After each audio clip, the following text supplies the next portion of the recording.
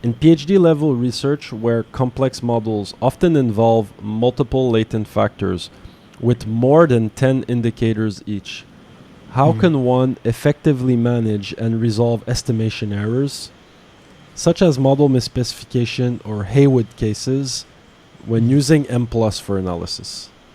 Yeah, great question. So first of all, having more indicators per factor is actually beneficial as long as those indicators are good indicators, meaning if the indicators are unidimensional, it's better to have 10 of them than 2 for estimation. So it actually helps because they provide more information for estimating the latent variable. So it's actually not a bad thing to have more indicators. However, usually we don't have 10 great indicators. So maybe we have 3 great indicators, but not 10. So usually then you get multidimensionality. So you have the problem that those 10 indicators measure more than one factor.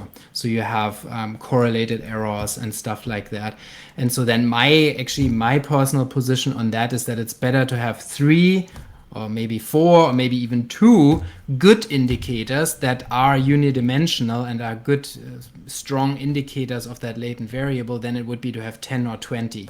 So I would then recommend selecting the best ones and getting rid of the ones that are not so good, because it's really only beneficial to have many indicators when the indicators are good, otherwise not. And so then you shouldn't get Haywood cases if you have 3 or 4 good indicators.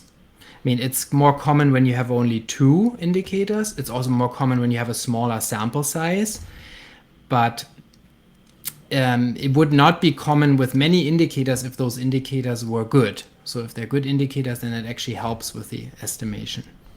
But it's a large sample technique, so we should also mention that SEM is not for n equals 50. It's a large sample technique that requires typically 200, 300, 400 cases to work really well.